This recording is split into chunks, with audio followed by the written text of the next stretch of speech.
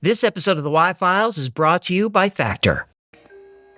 In early December 1990, military vehicles and heavy machinery flooded Tsarichina, a small village in Bulgaria. Soldiers set up a perimeter as workers started digging. This was Operation Sunray. In the 11th century, Tsar Samuel of Bulgaria buried huge amounts of gold and treasure somewhere under the village. The goal of Operation Sunray was to find the treasure and return the struggling nation to glory. But that was just the cover story. Colonel Peter Kanev and a few officers knew the truth. There was no treasure. They were after something far more valuable. Object number 1. Some said it was the lost Ark of the Covenant. Others said it was advanced alien technology that could bend space-time. Whatever it was buried deep underground near the village. Kanev thought the mission was a long shot. How was he supposed to find some object underground when nobody knew exactly what it was or where to find it? He had no idea that object number 1 knew they were coming, and it wanted to be found.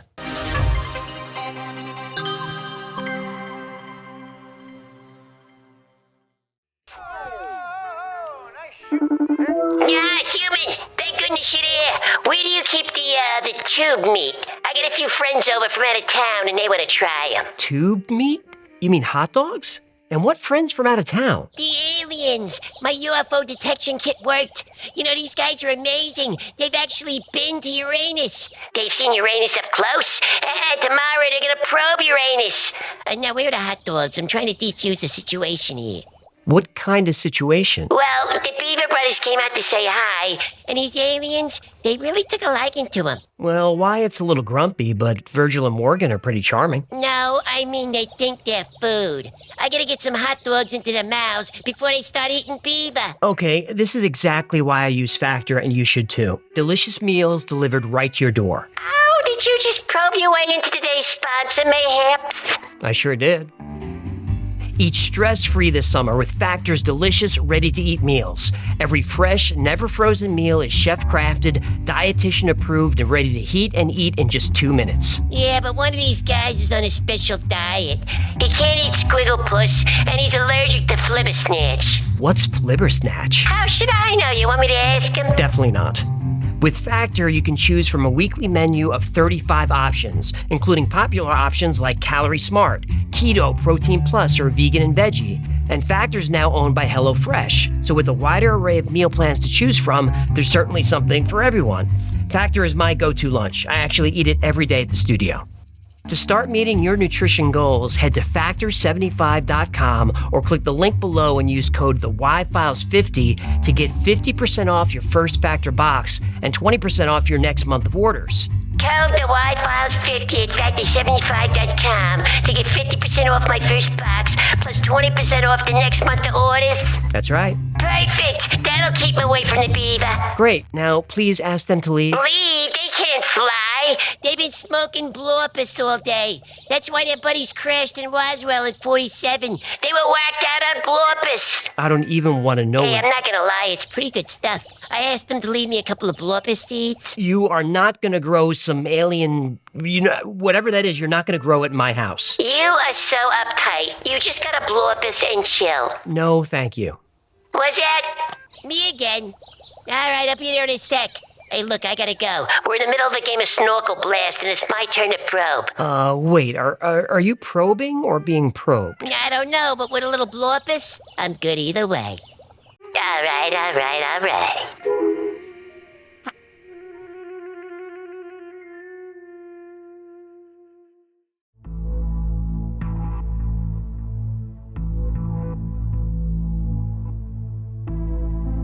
As Operation Sunray began, Tsarichina's quiet nights were shattered by round-the-clock digging. It was December in Bulgaria, and the soil was like cement. The treasure story didn't add up. Why so many soldiers? What's with the hazmat suits? Locals were told there was nothing to be afraid of, but something felt off. Colonel Kanev led the project and brought in a few other officers, but one stood out, Colonel Delcho Naplatonov, a scientist specializing in advanced technology and paranormal research. Whenever the military faced something unexplainable, they called him. Ooh, he sounds like one of the Ghostbusters. From which movie? There was only one Ghostbusters movie, and I'll hear no more about it. Fine. Anyway, Naplatonov was in charge of all scientific aspects of the project, and it was a good thing he was a paranormal investigator. As soon as the digging began, strange things started happening. Equipment that had worked fine suddenly behaved erratically.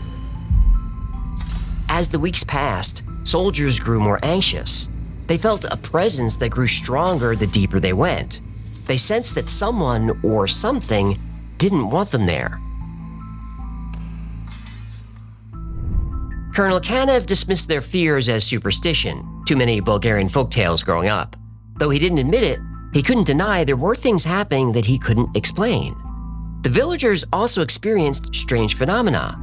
Glowing spheres hovered above the dig site, moving in formation as if guided by intelligence. The air around Tsarichina crackled with a static electricity, and then the humming started. At first, it was a faint vibration, barely noticeable, but every day it got stronger. It was a very low frequency, not quite audible, but it caused headaches, nausea, insomnia, and a general feeling of dread. People heard whispering, and they started seeing things. Shadows in the corner of their eyes, but when they turned to look, nothing was there. Nothing except that feeling. They weren't welcome in this place. The mood darkened further when a young lieutenant disappeared. He went to check the perimeter and never returned. A search party scoured the area, but he was gone. No body was found. Discreetly, Colonel Naplatonov told Kanev there were dark forces at work. If they were going to locate object number 1, they had to take this seriously. Naplatonov was a paranormal researcher, but he was also a serious scientist and a colonel. Kanev trusted him. The situation with the soldiers, villagers, and workers was getting out of hand. Conventional methods failed. Kanev turned to an unconventional solution. He brought in psychics. One was world famous for accurate predictions. She was called the modern-day Nostradamus. When the Bulgarian military runs out of options, who are you gonna call? They called Baba Vanga. Oh, they called in John Wick? You just stepped on my cliffhanger. Oh, I'm sorry, I got excited. They say Baba Vanga can kill 3 men with a f***ing pencil. No, they called John Wick Baba Yaga. Baba Vanga was a famous Bulgarian psychic. A f***ing pencil.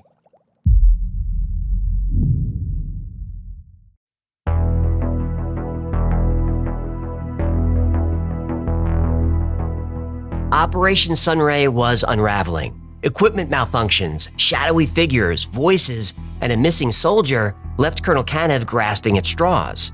But calling in psychics just made his men more anxious. Marina Naplatonov, the colonel's daughter and a well-known psychic, arrived first. Oh, he brought in a Nepo baby, huh? No, she really was a well-known psychic. Convenient that his kid gets the gig. You want to know what's in the hole or not? Her reputation was built on a series of accurate predictions about political events, including the fall of the Berlin Wall. Fine, you happy? Yes, I want to know what's in the hole. It might be a baby seal fetus or something. Please continue. As a child, Marina's visions were dismissed as an overactive imagination, until they started coming true. Now her memories came flooding back. As a girl, she had visions of this place, and this very moment.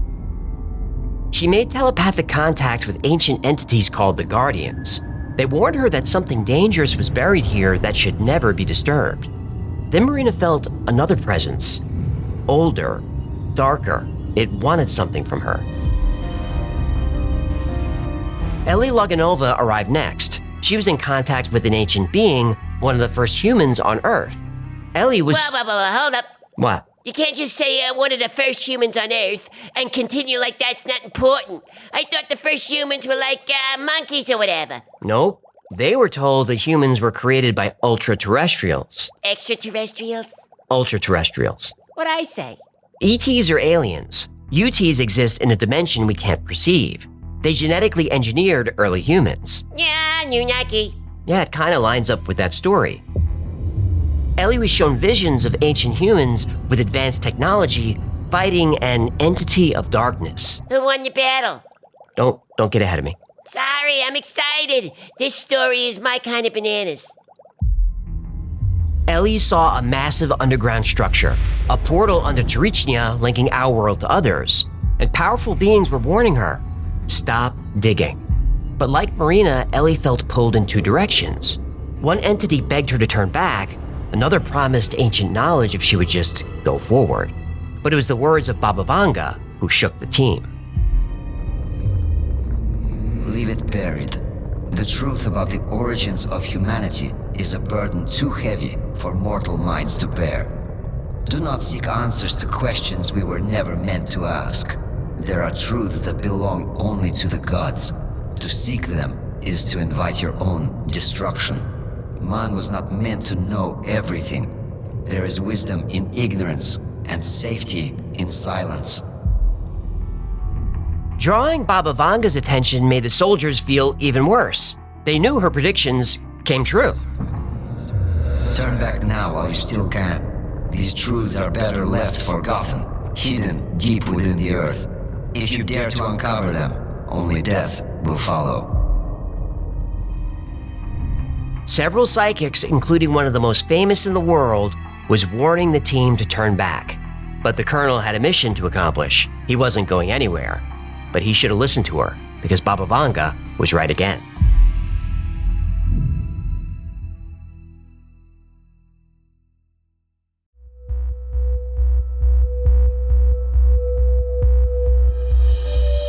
Marina directed the excavation, having workers dig a long spiral tunnel deeper into the earth. The ground seemed alive, responding to them, helping them even. Their equipment now worked perfectly. They didn't realize they were no longer in control. Marina and Ellie's visions began to synchronize. The guardians Marina saw were protecting the portal that Ellie saw, and behind it was an ancient evil presence, imprisoned for thousands of years. They were getting closer and they could feel it.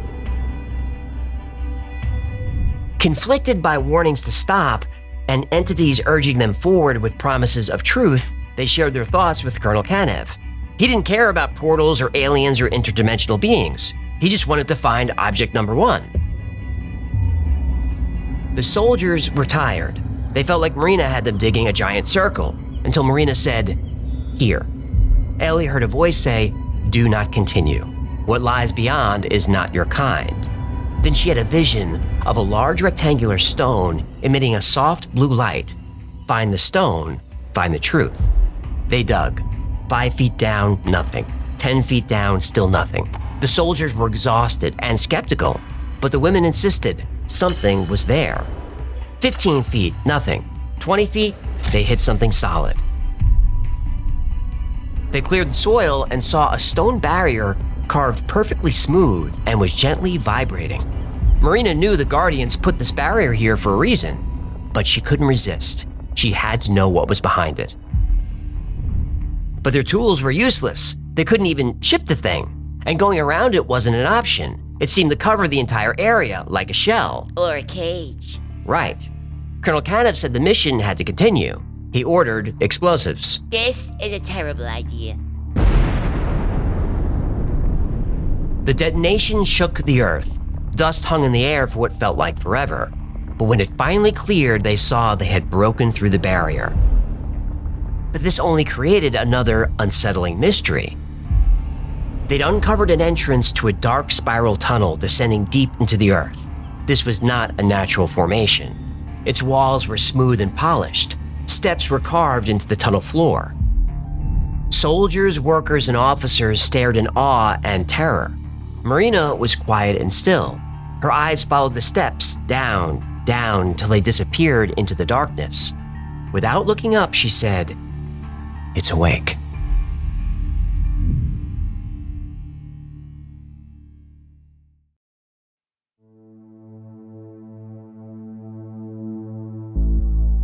Marina Naplatanov stood at the top of the staircase, staring into the void. The whispers in her mind became screams. Her childhood visions had come true, leading her to this moment. The Guardians were terrified, begging her to stay away, but she felt compelled to go, as if she were being dragged there.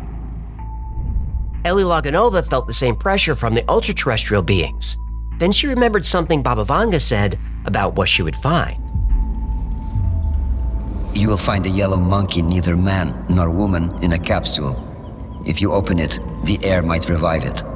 What will you do when it starts talking?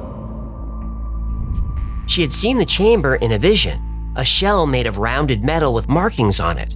Inside was something extremely powerful and important. The beings begged her to turn back, but Ellie had no choice. Ancient knowledge was down there. She took the first step. Marina followed. Their footsteps echoed as they descended. The uneasy soldiers looked at each other. Every instinct told them to stay put. This wasn't what they signed up for. But orders are orders. So down they went. A few more soldiers followed. They walked cautiously down the steps into the darkness. They didn't know it at the time, but they weren't coming back. The smooth walls of the tunnel were covered in symbols they didn't recognize. They weren't sloppy scratches in stone, but deliberate and precise, as if carved with a tool. Scientists later said they resembled ancient cuneiform, but they were much older than anything ever found on Earth. The soldiers crept down the spiral staircase, weapons raised. The air got heavier and colder. Their flashlights were flickering candles. They couldn't penetrate the darkness. They didn't feel like they were being watched. They knew it. Marina was bombarded with chaotic commands from the entity, growing stronger with each step. She tried to resist, but was powerless. Ellie was also struggling. She saw ancient people performing rituals here to seal the portal. The symbols on the walls were changing, and she wondered if she was the only one who could see it. The rest of the team was on edge. Shadows flickered at the edges of their vision, never quite in focus. The walls seemed to shift. They were disoriented, unsure if they were going straight or in circles.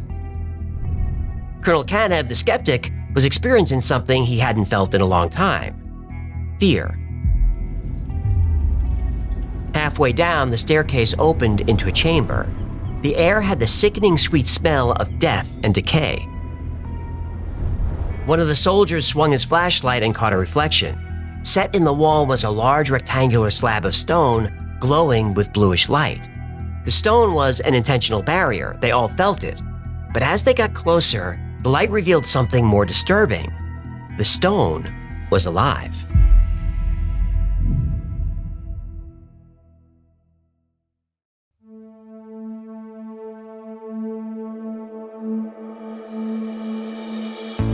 The group cautiously approached the glowing stone, covered in thick, slimy, pulsing organisms. Marina reached out, but Ellie held her back. This was the stone from her vision. The organisms were aware of them. They reacted to them. They warned them to turn back.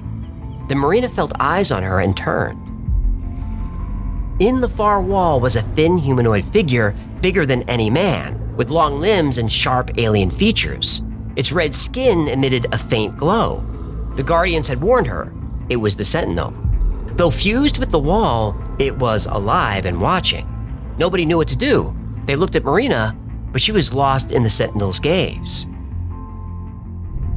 Then came the first death. A young soldier suddenly collapsed, convulsing violently before falling still, his eyes frozen wide in a final moment of terror. The men panicked. They were spinning around, shouting and aiming their weapons, searching for a target. Colonel Kanev tried to calm them, and then another man fell, and then another. Ellie sensed the entity's satisfaction, feeding off their fear. Marina walked slowly toward the Sentinel, arm outstretched. Ellie called out, but Marina just kept walking. As she approached the Sentinel, there was a rumble somewhere deep in the ground, getting louder and closer.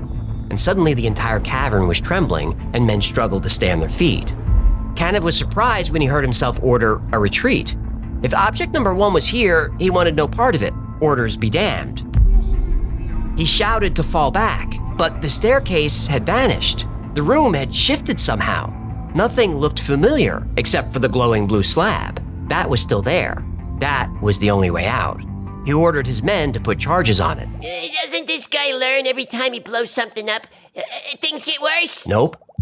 Ellie was screaming no, but that was just in her mind. She didn't make a sound. She sensed something behind the stone, and she had to see it. Marina touched the wall near the Sentinel.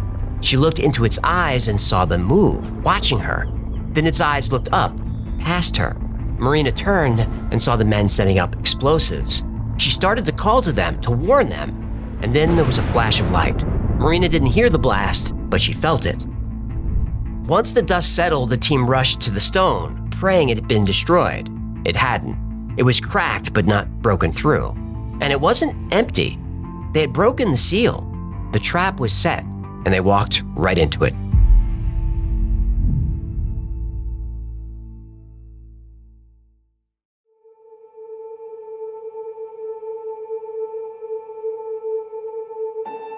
Kanev and the remaining men rushed toward the breach, stumbling over bodies. The blue stone was cracked, pulsing with blinding light. Behind it was a smooth metal chamber. Whatever was trapped inside was now awake and angry. There was an energy field humming around it. One man got too close and was thrown across the chamber and crushed against the cavern wall. Soldiers opened fire, but bullets couldn't get through. Then a black mist started pouring out, and there was the smell of sulfur. Men clawed at their throats, grasping for air before collapsing one by one. Marina fell to her knees, overwhelmed by chaotic visions of death. Or was it reality? She couldn't distinguish one from the other. A soldier rushed over and grabbed her arm to help, and he was dead before he hit the ground.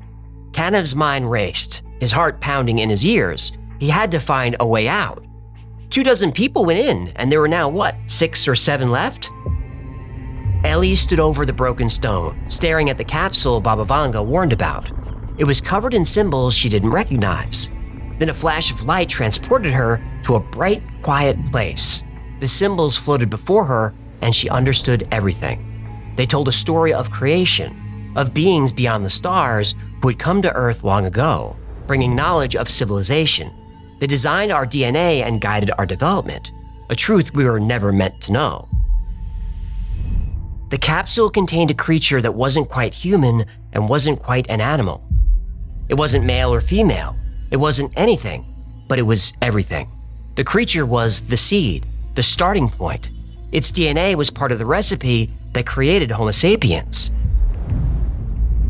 That's why it was hidden and protected by all these violent forces. This device could be used to create anything from a man to a monster. It could not be allowed to fall into the wrong hands. Ellie realized the blue stone was more than a barrier. It was a warning. A distant voice whispered, "It's us." Kanev grabbed Ellie, who was in a daze and mumbling, "It's us," over and over again. He realized it too late. The entity wasn't protecting the capsule, it was using it as bait. The entire dig was a trap. Another man fell. Kanev, fighting against the pulling mist, grabbed Marina and Ellie, dragging them toward what he desperately hoped was the exit. The tunnel was twisted. Everything around him was distorted and chaotic. Kanev was sure he was losing his mind. Every step was agony, and then he heard it. The entity laughing in his mind, urging him to let go. The voice promised peace, knowledge, and truth if he just let go. And he wanted to. He almost gave in when he saw a thin strip of light. The entrance, still open, still reachable. He pushed harder. The entity's grip weakened as they neared the light. Finally, Kanev and the few survivors spilled out onto the cold ground. The tunnel sealed itself behind them as the scream of the entity's rage slowly faded. Marina was unconscious, her mind shattered. Ellie was trembling and still muttering, "It's us, it's us." Kanev coughed and tasted sulfur as he gasped for air. He stared at the sealed entrance. The entity was still in there, waiting for the next fool to take the bait. Kanev gave the orders. No more digging, no more object number 1, no more mission. The entity claimed 18 lives, bodies that would never come home. He called for cement mixers to fill the hole with every bit of concrete they had. The Tsarichina hole, once a site for discovery and hope, had become a place of horror. Kanev felt lucky that a few had escaped, but the entity wasn't finished with them just yet.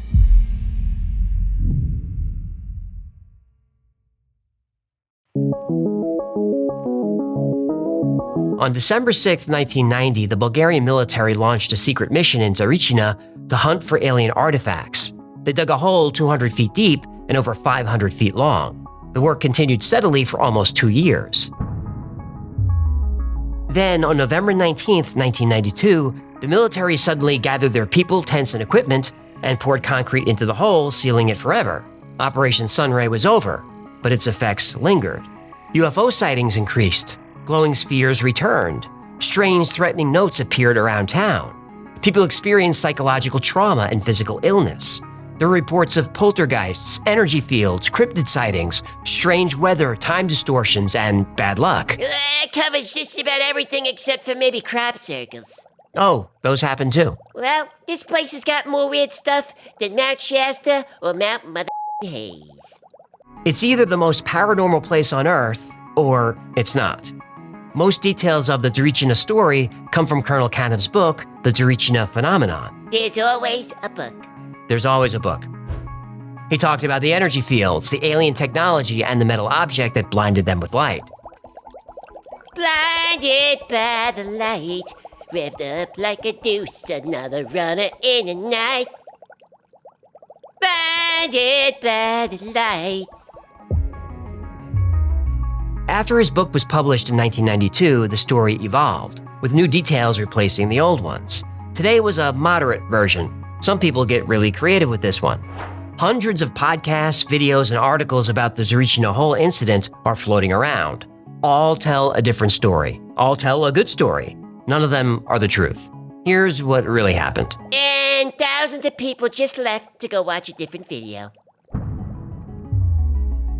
General Radnu Minchev was convinced by psychics that Tsar Samuel's treasure was hidden under Tsarichina. Nobody bothered to check that at the time, Tsarichina was part of the Byzantine Empire, making it unlikely they'd find any treasure there. But Ellie Loganova was convincing. She channeled a superintelligent being named Rohrbaugh who confirmed the visions and promised to guide them. Did you just say Roro? Yep, that was the name of the interdimensional being talking to Ellie. Rohrbaugh. I guess, you'd think a superintelligent, hyperdimensional being would have a cooler name than the way Scooby-Doo says, uh-oh. Minchev, suffering from prolonged cancer at the time, was in a weakened state and vulnerable to influence. Plus, in 1990, Bulgaria was chaos. The psychics convinced him that this operation would bring glory to Bulgaria, so he approved it and launched Operation Glory. Well, Operation Glory? What about Sunbeam, Sunray, Light Beam, Starbeam, Moonshine? Well, Canev's book calls it Sunbeam, but eventually it became Sunray. But officially it was Operation Glory. Colonel Napolitanov was put in charge, but he didn't trust the psychics. He felt that they were using the general. Hang on, I thought Colonel Kanev was in charge. No, Kirill Kanev was just a researcher. The internet might be confusing him with General Dinev, who was in charge of the logistics, but Kanev wasn't even there. Yet in his book he claims he was, and portrays himself as a hero. As soon as Colonel Napolitanov's daughter Marina was brought in, they both started having headaches and feeling sick. Because Colonel Napolitanov was against the operation and very vocal about it, he believed that he and his daughter were being targeted by a psychotronic weapon. Did you just make that word up? No. Psychotronic weapons influence someone's mind and behavior. The colonel said that he and his daughter were being targeted by a weapon developed by the Soviets. They were being told to jump off a building. He suspected that General Minchev was ordering the attacks.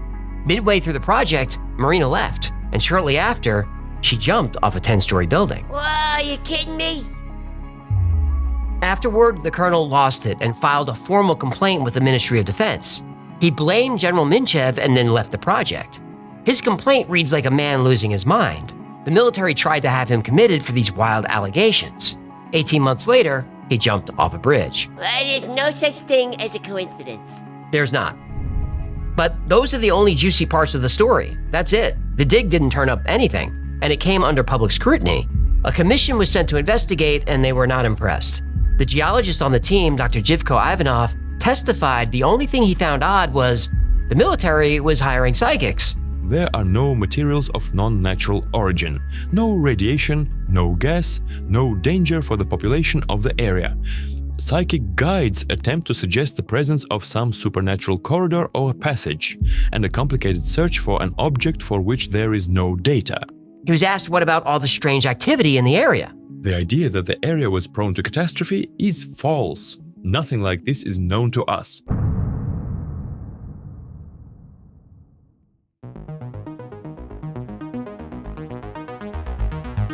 What we do know is that a lot of government money disappeared during this project. Millions of dollars. Many witnesses said this project was a scam perpetrated by General Mischief. They got caught, the project was shut down in a hurry, and all documents were destroyed.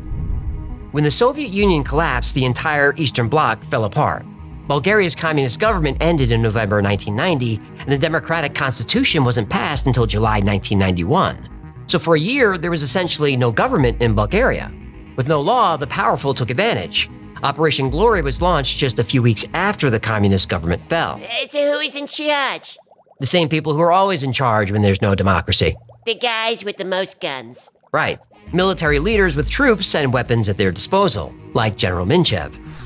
Corruption was rampant in Bulgaria during this time. It still is. Bulgaria is notorious for having crooked politicians, judges, and law enforcement at the highest levels. It's still like that today. Oh, Bulgaria should look at the United States. Our legal system provides equal justice for all. Our federal law enforcement agencies are incorruptible. The FBI's leadership exemplifies honor and integrity and an unwavering deference and respect for the Constitution of these great United States. Are you being Of sarcastic? course I'm being sarcastic. Now, on this channel, we have nothing but respect for the agents and officers in the field. True, fair enough, but their bosses are more crooked than a dog's hind leg. That was a weird metaphor. We were talking about crooked cops, so I think I got that one from Sheriff Roscoe Pico Train. I was more of an Enos fan. Ellie Loganova is still around, and she tells a version similar to the one in Kanev's book. She had 4 notebooks that documented everything, the proof, but they were confiscated by the military. And now she's selling her own book that talks about the story. There's always a book. So Operation Sunray, Lightbeam, Glory, people were there. Whether or not you believe these things happened to them is up to you. But before you make a decision, here's something. In 1981, the Bulgarians launched the Gulyamo Gradište expedition in the mountains near the border with Turkey. At Gulyamo, they were searching for buried treasure, but they were really looking for ancient artifacts or alien technology. They brought psychics with them. They were told the location by Baba Vanga. Yeah, Piencio. They had an encounter with aliens and dark forces. A couple of people died. Some managed to escape. They sealed the cave and left in a hurry. And that project was also covered up. I listen to lots of podcasts about how the people in the area feel like there's a special energy there. It's a paranormal hotspot. There's a vortex. It's on a ley line, all that stuff.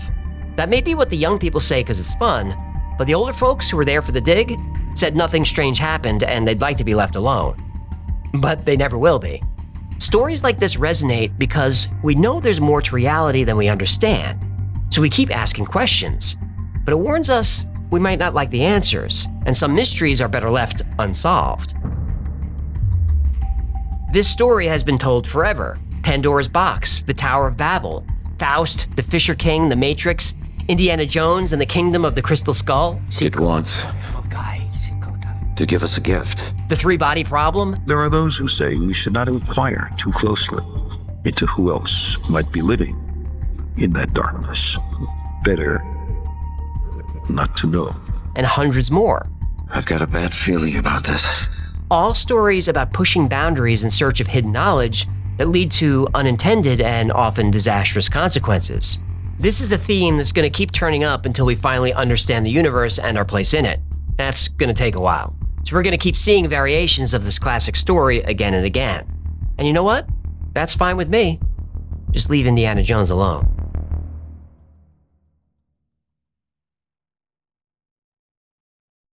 Thanks so much for hanging out today. My name is AJ, that's Cyclefish. We got the tools, we got the talent. This has been the Y-Files. If you had fun or learned anything, do him a favor, like, subscribe, comment, share. That stuff really helps him out. Like every topic we cover on the channel, today's was recommended by you. So if there's a story you'd like to see, go to theyfiles.com/tips.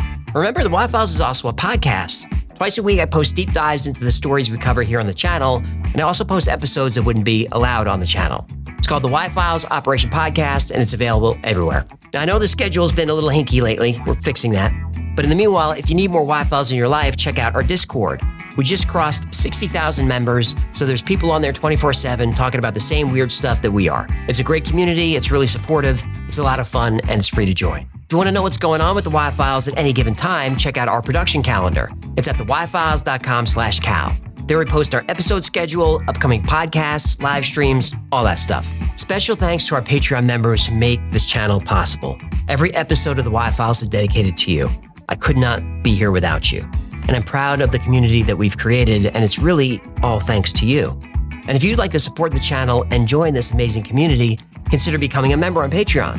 For as little as $3 a month, you get access to perks like videos early with no commercials, access to merch only available to members, plus 2 private live streams every week just for you. The whole Y-Files team is on camera. You can jump up on stage, ask a question, talk to us directly, make fun of me and Gino, talk to my wife, flirt with Victoria, ask to see her feet, whatever you want to do. I think it's the best perk there is at being a Patreon member. Another great way to support the channel is grab something from the Y-Files store. Grab a hell of this t-shirt or get one of these coffee mugs that is perfectly suited for your fist to go into, or a beverage of your choice. Or grab one of these hoodies or t-shirts. Oh, we got all kinds of stuff with my face on it. We got, I think we even got some new leather stuff with my face on it. Okay, I'm a little off script. Let me go back. Oh, grab one of these squeezy animal hecklefish talking toy fishes. That's gonna do it. Until next time, be safe, be kind, and know that you are appreciated.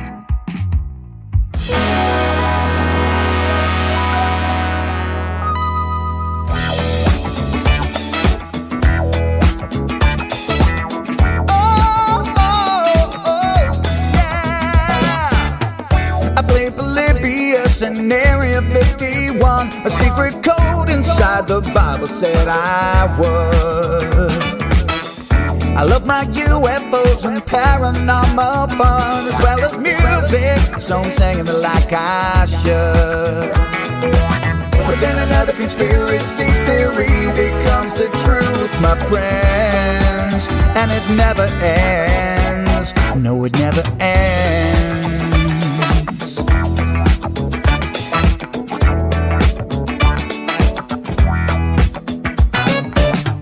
I feel the crap cat and got stuck inside Mel's hole with MK Ultra. I'm being only too aware. Did Stanley Kubrick fake the moon landing alone on a film set, or were the shadow people there? The Roswell aliens just fought the smiling man, I'm told, and his name was Cold. And I can't believe I'm dancing with the fish.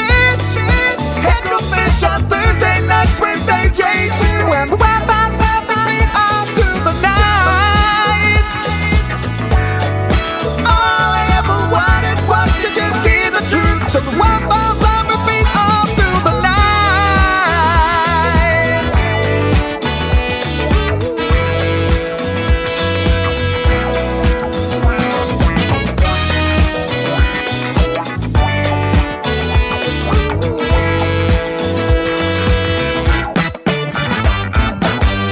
The Mothman sightings and the solar storm still come to Agatha, the secret city underground.